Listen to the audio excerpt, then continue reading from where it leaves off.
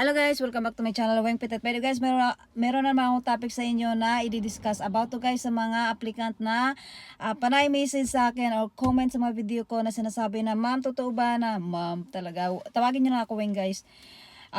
Totoo po ba na kapag nag-back out ako sa agency ko, pwede po nila ako ipa-blacklisted, bla bla ganyan. Guys, kung yan ang sasabihin ng employer ng agency nyo sa inyo pag nag-back out kayo, isa po yang myth, kung baga isa po yang pananakot lang ng inyong agency para pumayag kayo na tuloy-tuloy kayo sa pag-apply sa kanila. Wala naman kasing batas sa Pilipinas na kung gusto mo na mag-back out ay pwede ka nilang ipa-blacklisted. Wala pong ganong batas. So basahin ko guys ha, sabi dito. So ito yung walang katotohanan kapag ito yung sasabihin ng iyong agency sa'yo. Yung threatening the applicant of getting blacklisted from their agency, other employers, and recruitment agency. Myth. The agency would blacklist an applicant who caused the withdrawal or his or her application from others securing the services of their agency.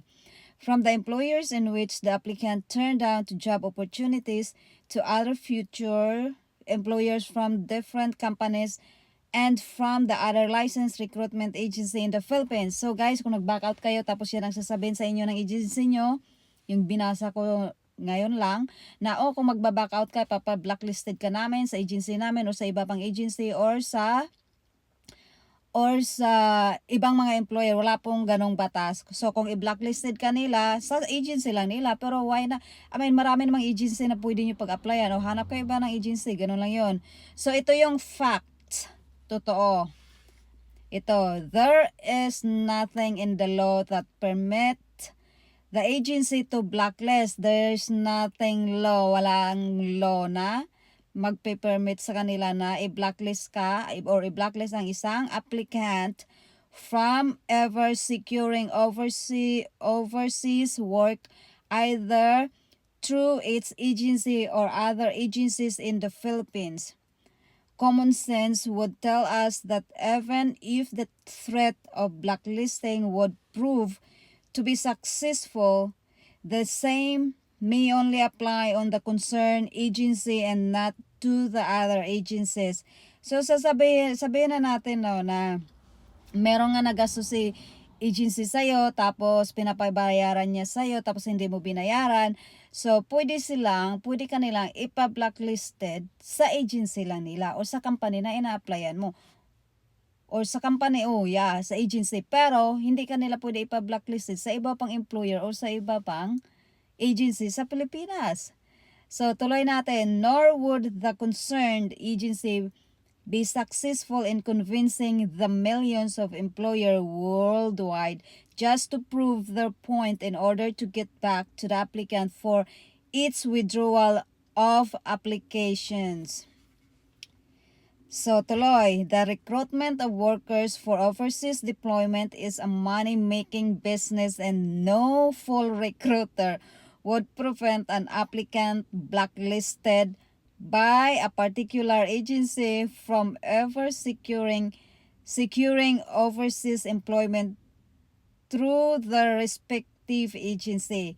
So guys, alam nyo naman na ang agency ay it's a money making, it's a business. So natural kung magba-back out ka, gagawin lahat ng agency or kung sino man yung may hawak sa iyo na tumuloy ka kasi nga it's a money. Alam niyo 'yon?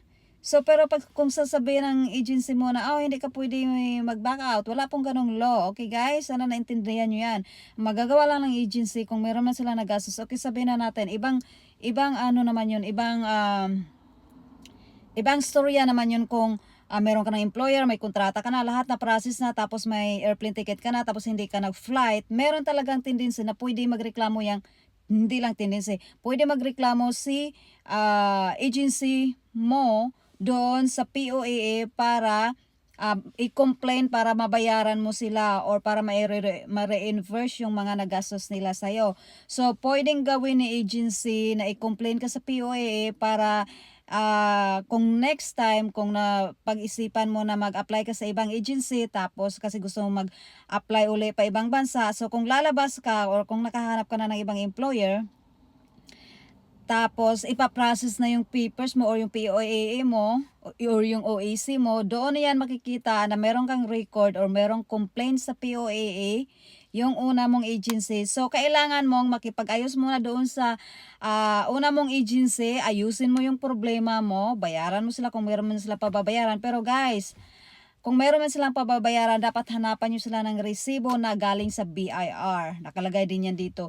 Dapat yung resibo ay galing sa, kumbaga, ano siya ng BIR.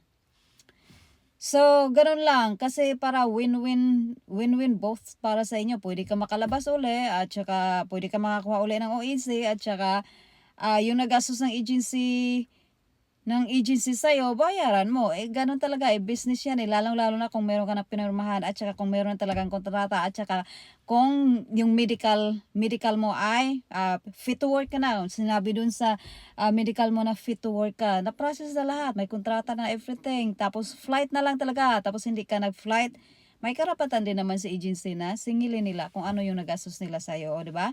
Kasi meron din ibang mga agency na sila yung nagbibigay din sila ng kumbaga parang nagpapahiram din sila ng pera doon sa applicant para magastos ng applicant kapag nag-process sila ng mga papers nila sa Manila. So guys, isipin nyo na ganun. Pero kung sasabihin ng agency na magbaback out ka tapos kahit wala ka pa namang na-process na papers, no, wala ka pang nabigay sa kanila na diploma, NBI, passport, medical na nagsasabi na fit to work ka na or kontrata tapos gusto mo mag-back out tapos sasabihin nila hindi ka pwede mag-back out. Guys, hindi yan totoo. Pananakot lang nila yan. So, wag kayong matakot na mag-back out kung gusto nyo mag-back out. Yun nga lang, may ibang talaga, kung mag-back out kayo, kung merong nagastos talaga sa agency, meron talaga silang karapatan na singilin nila yan sa'yo.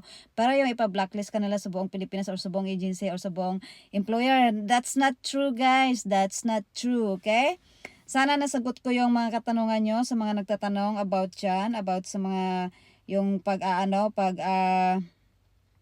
pag-withdraw ng mga application sa agency kasi ayaw na tumuloy. So guys, huwag kayong matakot na kapag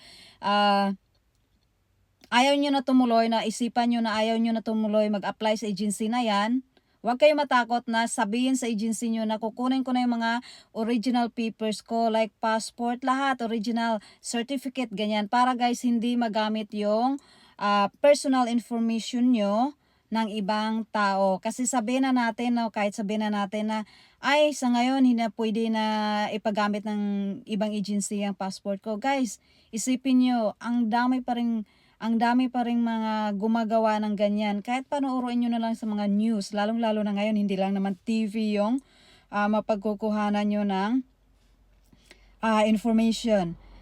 Yung iba, ang ginagawa nila, yung agency nila ang pinapakuha ng passport. Tapos, kapag naisipan na ayaw na tumuloy, hindi na nila kinukuha yung mga papers nila, yung original papers nila, yung birth certificate, passport. Guys, pinaka-importante yan.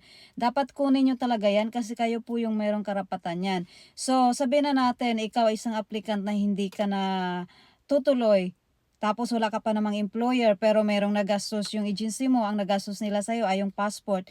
So, bayaran mo lang yung passport kasi yan lang naman yung nagastos ng agency mo. Kung hindi ka pa nakapag-uwa, pedostis stats, wala pa kontrata at saka wala pang medical na nagsasabi na fit to work ka, wala pa po yan. Wala pa pong ibig sabihin wala pa yung na-process na papers. Ang pinaka-importante, kung meron ka nang naipasa lahat ng mga papers, tapos nag-fit to work ka na talaga sa medical mo, yan, meron na na-process na papers yung agency mo. So guys, wag lang basta-basta na maniwala na kapag sinabi ng agency mo na ito yung halaga ng babayaran mo ay babayaran mo. Hindi.